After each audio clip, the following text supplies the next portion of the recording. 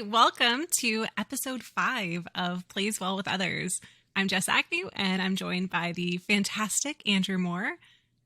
Today, we're actually going to be spending some time recapping the conversation that we had just had with Travis Sims, also known as T-Money and the Terminator. We had a really great conversation last time talking about that subculture of superstition that exists within the microcosm of the technology world. So today we kind of want to take that as a basis point and talk about some practical things you can consider when you're doing change management and planning for changes that can help you the superstition stuff be fun and not your only source of comfort. Yeah. Beautiful intro, by the way. Everybody give Jess a shout out. It's her first time running the board. And I was nervous. Excellent work. And you couldn't tell. So we, like I said in my post, when we sat down with Travis, we had this idea for a fun episode to talk about superstition. And I won't say we got lucky, but Travis definitely brought the heat with some really good content around why superstitions live in addition to good technology work and good organizational leadership. And the thing that came to mind was, a lot of technologists, a lot of technology companies or technology teams do a better job than average about managing change because it's such an integral part of deploying change to the environments, whether it's a code deployment or an infrastructure update or what have you. But the thing that I find interesting is that skill set isn't often as well developed amongst our less technical cohorts because they don't have the same regular challenges. They don't go through that process very regularly. And so when we look at execution of these partner projects, the projects where you have a non-technical team working with a technology team together to put something out into production, you kind of have this opportunity to train or to bring that non-technical team along for the ride and say, these are all questions that we ask. We don't have to know the answer every time. And Jess, I'm going to hand it to you because you do this really well and have done it so many times. I think you could probably do it in your sleep at this point. But I really want to hear how you developed the skill set to really drive change management from an execution standpoint. It's an interesting question. So coming into the technical jobs that I've had, I didn't actually have any prior technical experience.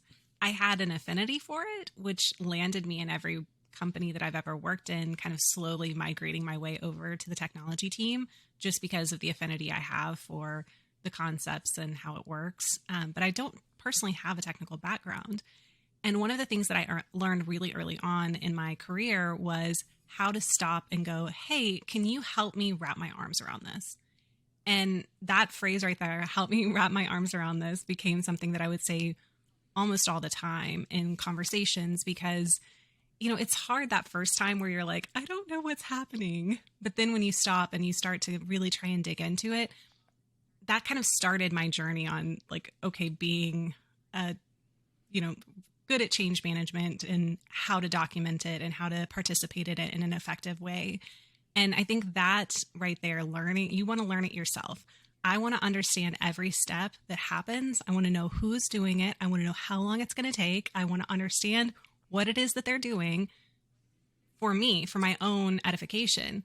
But then that translates into, we've got a run book that's really well documented. You have every step. You have the time it's going to take. You have who's responsible for it. And then you have, how do you roll it back? How do you deal with it if you have an issue? These were natural questions that I asked as a non-technical person wanting to enter into a technical world. And so, I come from that in between already. So being able to break that down into layman's terms and, easy to consume nuggets of what we were actually trying to accomplish because it's always going to be more complicated that someone who's doing the work is going to understand better for sure. But I do think that that key right there of being able to translate the technical talk into steps that a non-technical person can understand is really crucial for kind of processing the information. And it's a super important skill for technical people too.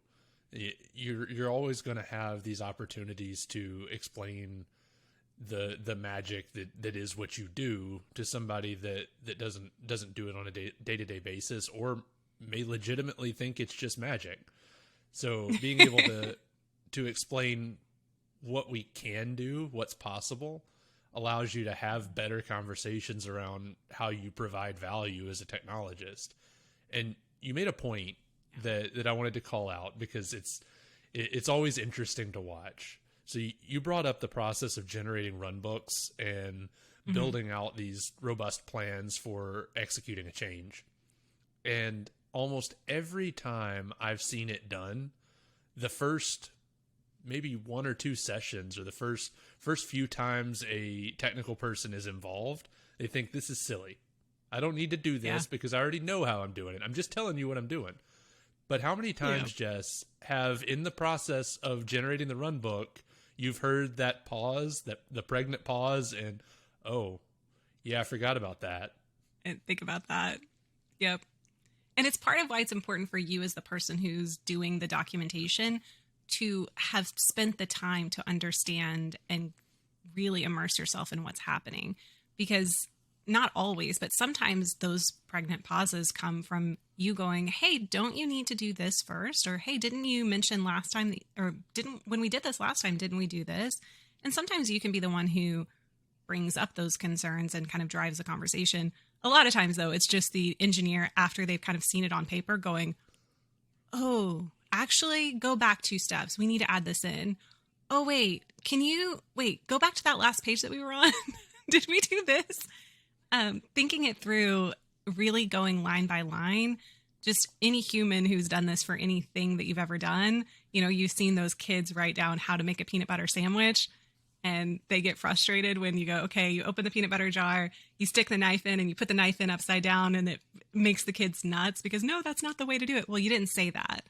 And I'm not saying you have to be that insanely detailed on the run books, but it's a good demonstration of how unless you think about the process, you're going to miss steps. You're going to not fully get everything down that you need to do. Yeah, and it's a really good metaphor. And what Jess is referring to about the peanut butter sandwich, if you haven't seen it, someone, and I don't recall who it was, made a video about how to teach your kids how to code. And the point was, development software engineering is explicit. When you write a program, you can't make assumptions, or your computer isn't making assumptions, at least not yet. So it's a cool video because they go through the process of, well, it's very easy to make a peanut butter sandwich. You take out the peanut butter, you put a knife in. Well, what happens if the knife goes in backwards? What happens if I've taken the peanut butter out, I haven't taken the lid off, I can't get the knife in the peanut butter jar? And it's maybe a reduction to absurdity, but it makes the point very well. It's effective. Yeah. It is that. And so the interesting thing about run books, and I don't want to focus only on run books, but they do offer this opportunity to collect all of the steps that go into executing a change successfully. And I want to focus kind of on the front end of those run books and how communication of change and definition of what is success, what is failure, what triggers the back out strategy or the rollback strategy, all of those details are often left by the wayside. And at the last organization I was a part of, I was responsible for implementing and improving a change management strategy across the enterprise. And the pushback that I always got was, why do I need so many details in order to standardize a change? And those details were fairly straightforward. I was looking for, how do you implement the change? What's the value of the change? Who implements the change? Not specifically, but the role. And then most notably for what I wanted to talk about is, what is your rollback strategy and what triggers the rollback strategy? Because again, Yes. and Jess, I want to hear your perspective, but I think everyone has likely been on a change or an outage call or a maintenance window at 2 a.m, and you hear the uh-oh, and you have an issue. You identify the issue and you start looking at it because I'd love to fix it because it's blocking the rest of the change. And then an hour goes by. Where are we? I still don't know. I'm still looking. 2 hours goes by. You're getting progressively more loopy because it's 3 a.m. and you haven't slept in 2 days. Being able to identify very clearly and very succinctly when we identify a breaking issue, we will research for X amount of time. We'll research for 1 hour or research for 30 minutes, and then we will make a decision of rollback or not. And I want to hear what your thoughts are, Jess, on how to best identify those triggers, because you've seen so many of these where you've had to hand off the outage because it's daylight now, or you've been dug into this thing for so long, and we've got customers that are wanting to log in, and we're not back online again. Yep. Yeah, it's a never a cut and dry scenario, that's for sure. Every time you kind of you make the best decision you can with the information you have at the time. And I do personally, I work backwards from when's the moment that we have to have this up, for our customers. When is that time? Okay, what's the longest it's ever taken us to boot everything back up? Okay, let's back up from there. Okay, what's the longest it's going to take to do the rollback plan that we did for this one step? Okay, let's back it up from there. And that time, that's your drop dead date. That's your drop dead time of, okay, if it's not fixed at this moment, then we have to fix it. We have to roll it back. We have to start the process. And I think it's really important that you communicate that early and often to the engineers on the call, because it can be really, especially if you're doing them overnight, it can be really emotional. And I don't mean that in a negative way, but it can be very emotional for the engineers that are responsible for the changes, because they want to make this work. They want to do their job. They want to have a success. And so if you're not communicating clearly to them, hey, like, you have 45 minutes to review, and then we're going to circle back and we're going to check our status. Okay, we've checked our status. We're not done yet. You think it could be 10 minutes, but you don't have a clear idea yet. Okay, you have 15 minutes to make the fix. If you can't get it done, we're going to make the call to roll back. And it just communicating clearly, communicating often, and really giving yourself the conservative time that you need to get things stood back up, I think is, unfortunately, it's the way you need to go. There's going to be exceptions to those where, there's a hard deadline due to regulations or failing equipment or things like that, where you power through and you just get it done. You roll forward. And that's where, if you start to see problems, you don't start talking about your rollback strategy. You start talking about minimum viable product. What needs to be up in order for us to be healthy? What's the smallest increment of issues that we can have with a consistent, smallest amount of issue we can have while still being up and running, if that makes sense. So it's just a different conversation. I'm actually getting stressed, like thinking about all the times that we've had just these things happen. And Travis made a really good point that I don't want to gloss over either, which was, as a developer and as an engineer in most practices, you can make a lot of decisions during the daylight. Early on, you can make a lot of decisions that allow your application, allow your platform to be more resilient to change, so that your deployment is a single button click and your rollback is a single button click. Or, borrowing the DevOps mentality with CI/CD, with continuous deployment, the more that you automate, the less you have to watch, the less you have to pay attention to. And a really good example that I was a part of at another company was implementing continuous deployment and implementing a truly automated deployment process. We had an application stack that was very difficult to deploy. There were a lot of interconnected pieces, a lot of spider webs that all had to be orchestrated just so Yes. for the application to boot up. And that's so common with just about every legacy application or app stack that's been around for 5 or 6 years. You make decisions over time that at some point just make things more difficult as the system grows. But we were traveling. I was traveling with one of my other DevOps engineers, and we had a deployment at, we deployed before business hours. I think it was 4 or 5 a.m. Eastern, and we'd been working with Ansible to automate a lot of these steps because, like I said, it has to be orchestrated just so. And the DevOps engineer that was responsible for executing the deployment wanted to have a truly unattended deployment at some point. So we were fooling around with the scheduling within Ansible Tower, and so he scheduled the deployment. Was supposed to kick off at 4 a.m. Eastern, whether somebody was there or not. And I was waiting down in the hotel lobby at 7:30 or so, waiting to go to the office and catch an Uber.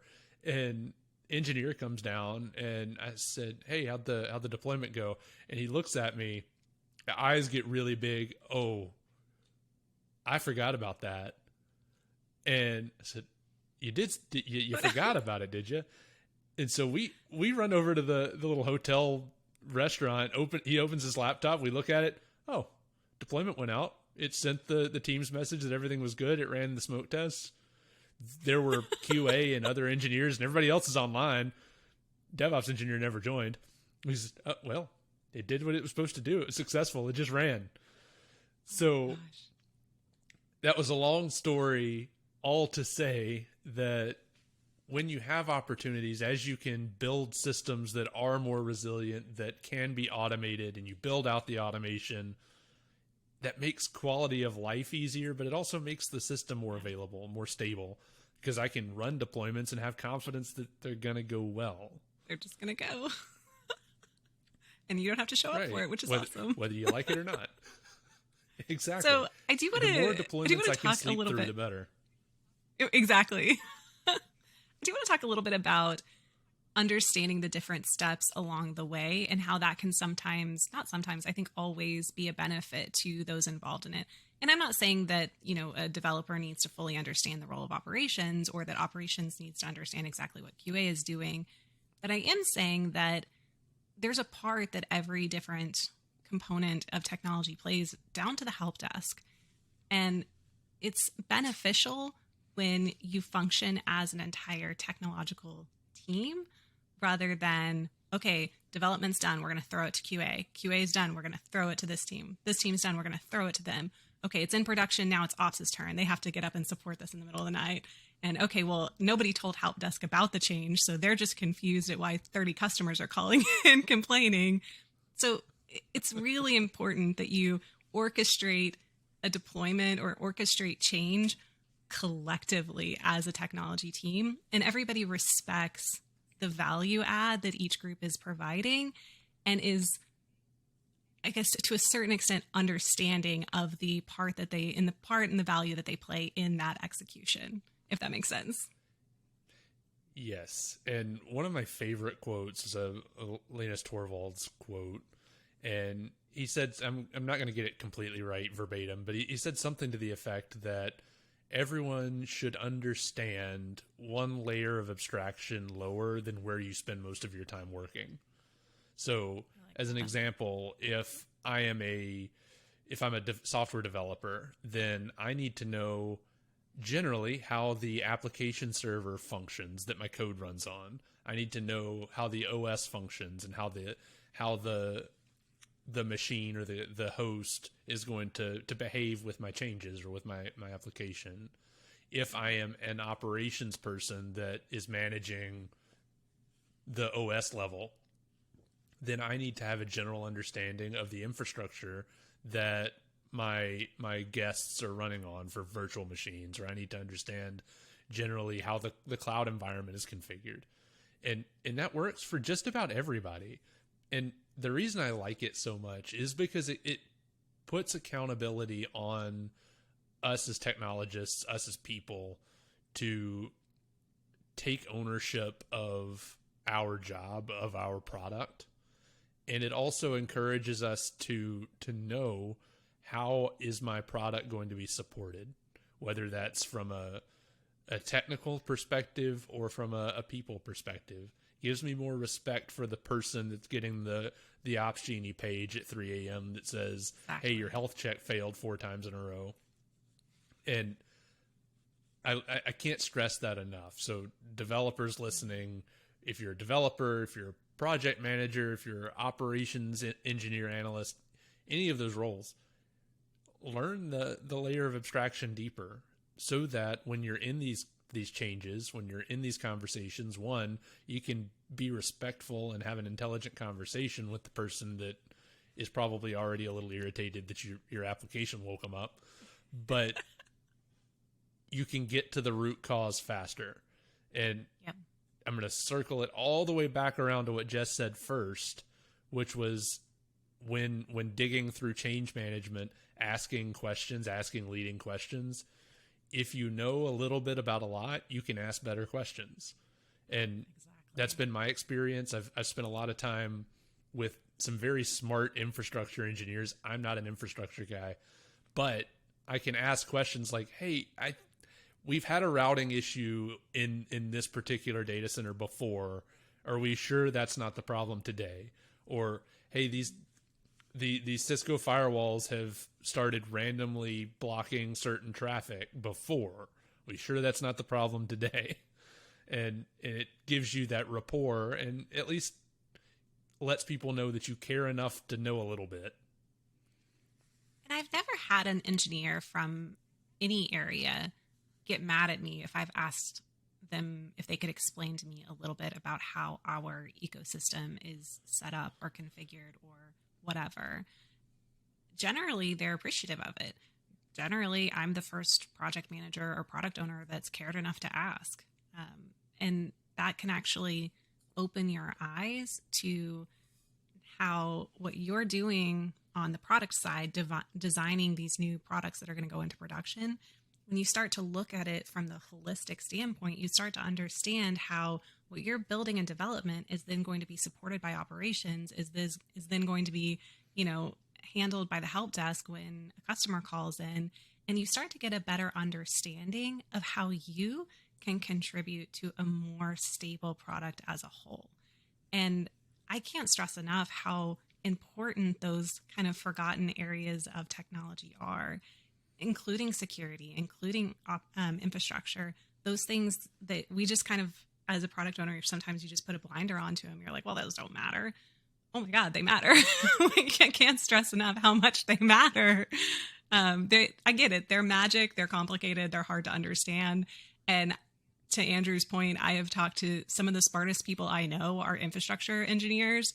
And there are times where I'm like, hey, you're talking way up here. I'm going to need you to bring it down like 27 layers of complexity for me to understand anything you're talking about.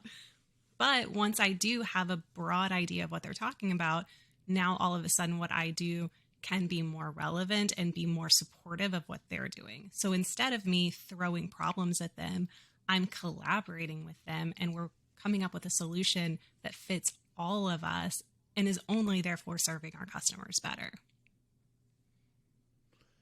Yeah, and having that conversation really opens up the door for making it clear why we're all here. It's very easy for people that aren't involved in the day-to-day, or let me rephrase, it's very easy for people to get involved in only their job and forget that there's a bigger purpose.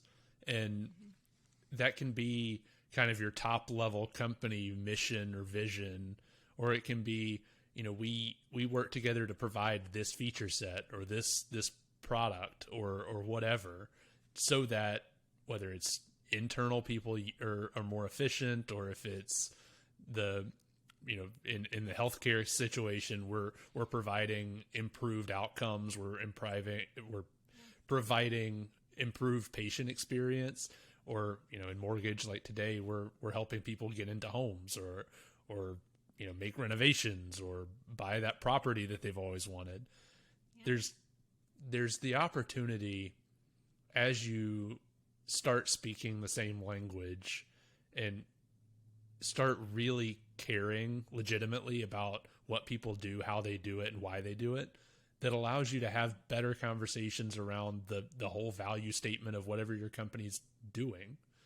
And looking at digital transformation and putting a nice bow on this conversation, I think it's been one of the more, I won't say productive ones, but one of the more closely aligned to the mission of the podcast. But as you start having the conversations, not just at like senior leadership level, you start building a culture all the way throughout your organization of individuals that are uniquely dedicated to serving whoever your customer is.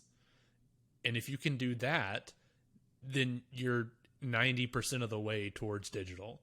You're taking what it is that each of these people bring to the table, each of these functions, each of these skill sets, you're taking whatever they bring to the table, and you're applying it directly and in a distributed way to your company's mission and goal. And at that point, you're just making sure that the train stays on the tracks. You're able to step up and be more innovative because you don't have to worry about managing the minutia or the day to day. You have an excellent team that are all dedicated to making sure that functions well every single day.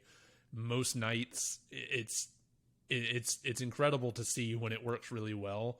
And if you could figure out how to make it work across your entire company and not just in pockets, well, you'd be off to the races. You'd be great. Exactly. So we're coming up on time. This has been episode 5 of Plays Well with Others. Again, thank you, Jess, for the intro. Make sure to give her some shout outs in the comments. Let's keep her engaged as the point person. And thanks for listening.